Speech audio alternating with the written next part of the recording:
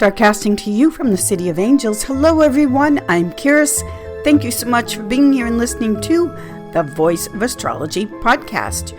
This is your astrology cosmic superpower for the week beginning Sunday, March 10th through Saturday, March 16th, 2024. Let's journey together with astrology and explore how to connect with the stars, the planets, the energies for our new week ahead.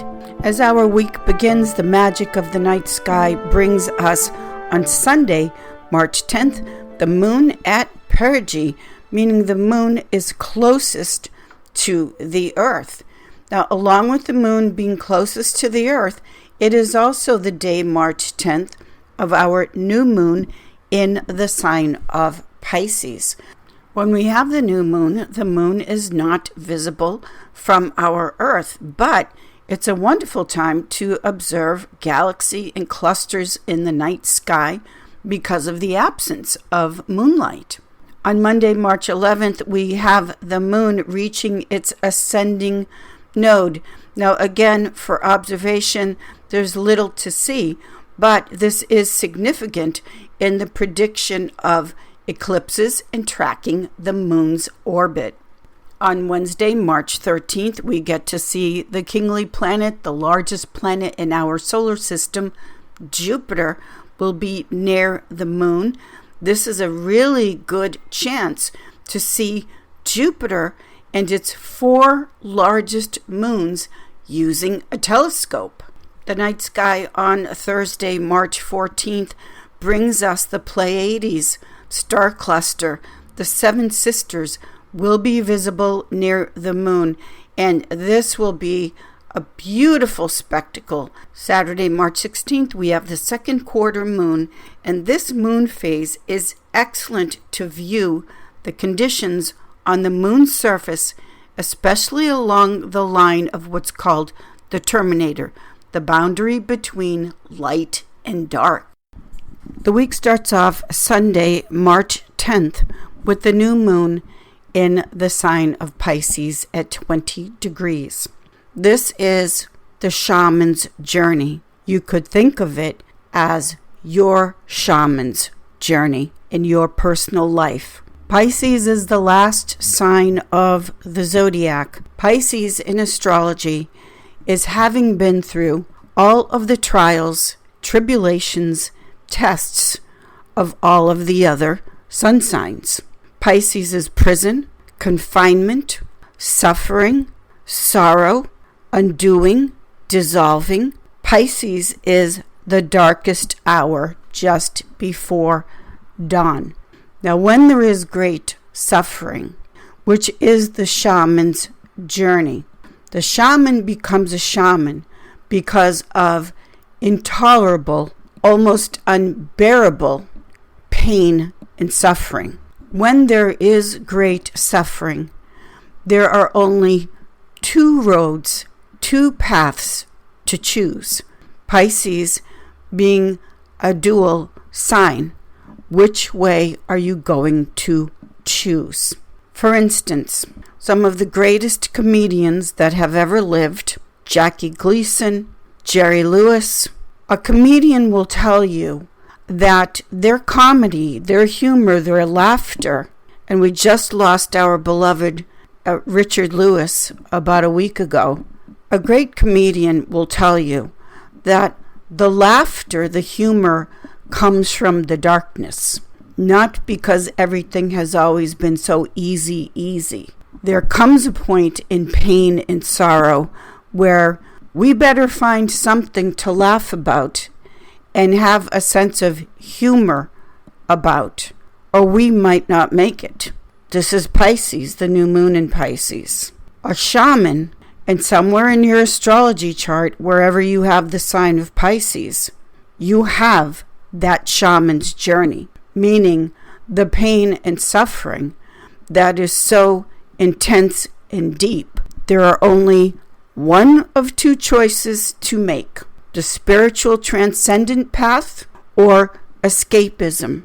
Pisces also rules over drugs, alcohol, name your addiction, and escape of choice. So when it is the shaman's journey with this new moon in Pisces, the opportunity being presented to us, your cosmic power that you have, you are born with it, is your spiritual power, the power of your soul. With this new moon in Pisces, do you make the choice to choose a spiritual, transcendent, higher path, or do you go the other way with the sign of Pisces? One of the reasons why Pisces is called the sign of prison, confinement, is because there is no way out of this choice. If you are a human being and you have lived this human experience somewhere in your life, you, me, all of us will get our share. That's the imprisonment Piscean factor. It also could mean on a physical level going to prison and confinement where you are forced to sit with yourself and try to figure it all out. But if you are a human being in this life experience, you will have your share of suffering. Now, some of the sufferings I hear about all the time as a professional astrologer, I just can't wrap my mind around how a person handles this. For instance, I will just call him Nick. A few years ago, he has 3 daughters. A few years ago, one of his daughters, young, gorgeous teenager, her whole life ahead of her, took her own life. I just found out a few weeks ago that a second daughter was trying to get away from a man in an abusive relationship, and she was murdered. Now, for me, that's just too much. I don't know how this person is handling this, because I can only speak for myself, but I know that I would go Piscean insane. I could not handle that. I would end up in confinement somehow, which is what Pisces rules over. I've also become obsessed with this Idaho 4 Brian Koberger case and murder trial, because to try to wrap your mind around how your child could be so brutally, inhumanely, not an ounce of human compassion shown to these 4 young, beautiful people with their whole life ahead of them, and their light not only stolen from them, but from us. Because when you are born, you are not only born to create, but you are born to shine your unique light that, if you do, you will give back to the world.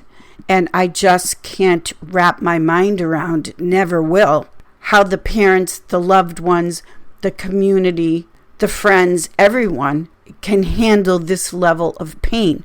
Now, I'm bringing this up because this is the new moon in Pisces, and what Pisces in astrology represents.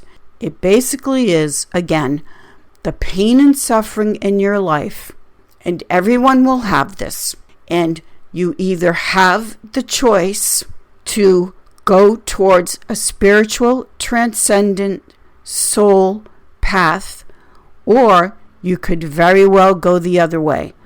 Know in your astrology chart, or even if you don't, just know where is it in your life that you have to make the choice, or have made the choice, or will make the choice to take the higher road, the shaman's journey as I'm calling it, or the escape in the other direction choice. In astrology, there is nothing up in the sky making you do something. The astrology highlights, puts a spotlight on things that we experience and deal with here on earth, in nature, our own true nature. Astrology is based on the natural world, including you and your connection to it. Try to remember with this new moon in Pisces that no matter how dark your life has gotten, how much pain you may feel like you're in right now, you have the power, the cosmic soul, spirit power to transcend. You were born with this, to transcend whatever it is you may be going through or have gone through in your life. This is our new moon in Pisces. It's the way of the shaman.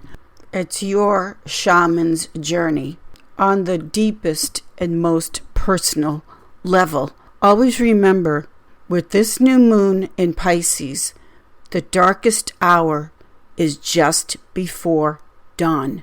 Monday, March 11th, we have Venus entering her exaltation in the sign of Pisces. Venus is leaving fixed air Aquarius and moving into mutable water Pisces. Now, why would Venus be exalted in the sign of Pisces?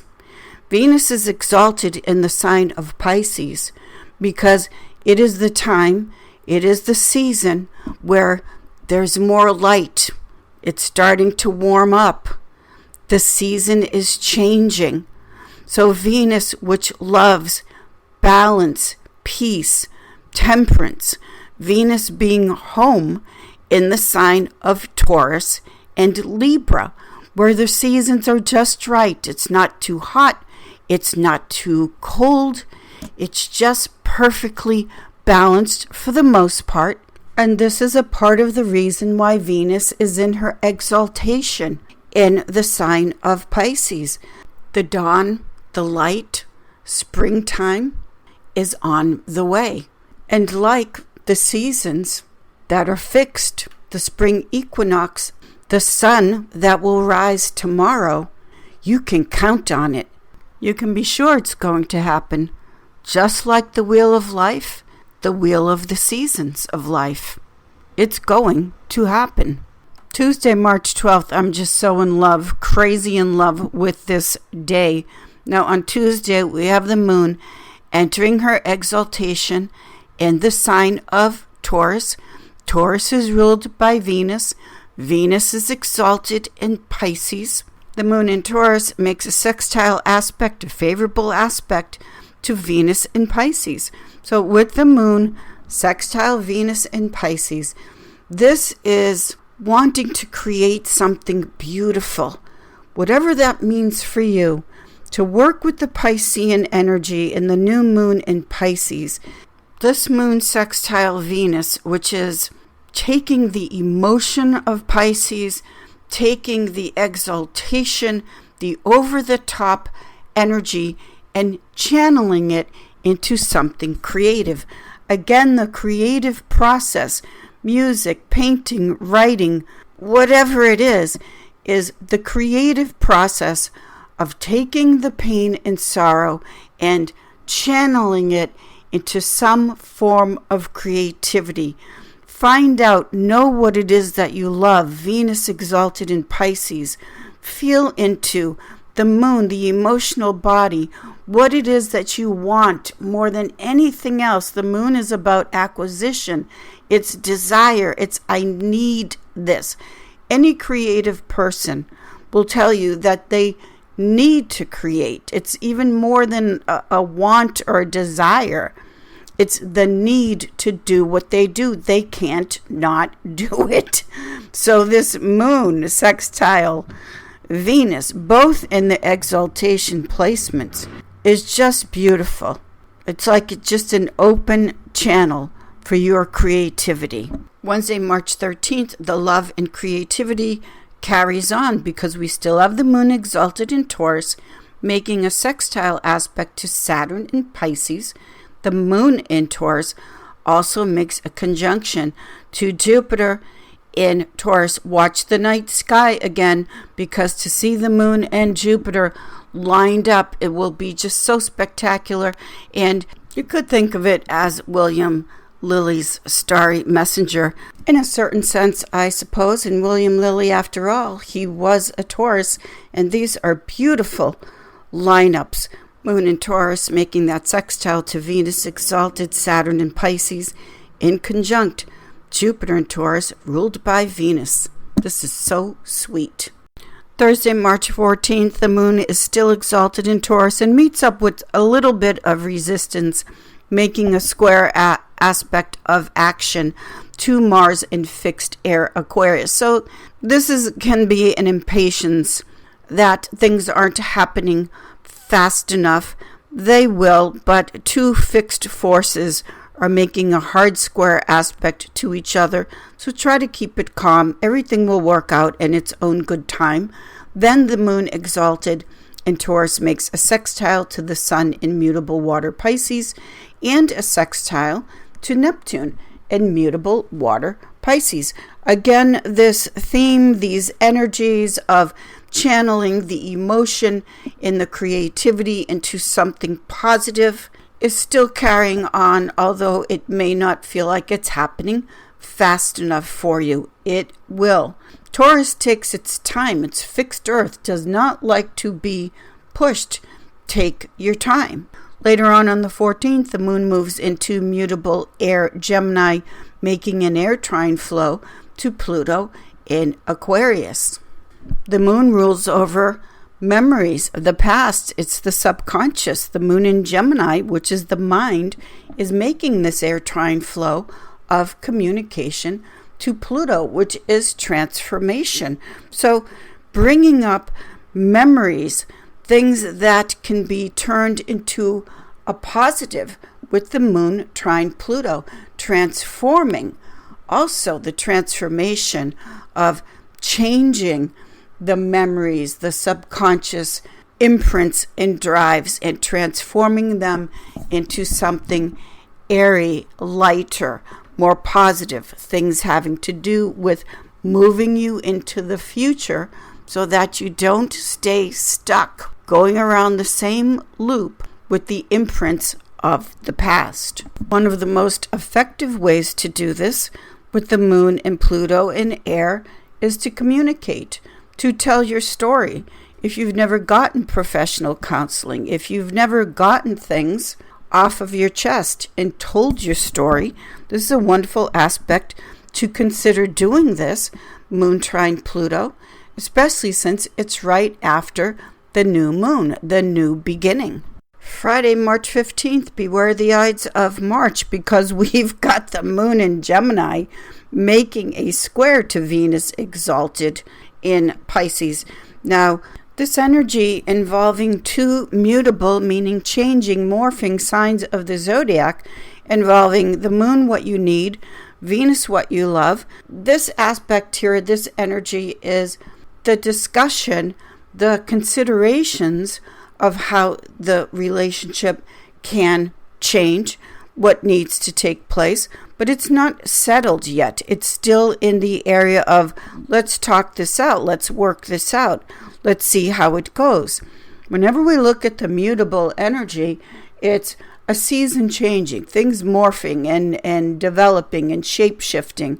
Have the conversation, but it doesn't have to turn into a big battle drama. The moon in Gemini makes a nice aspect sextile to Mercury in Aries.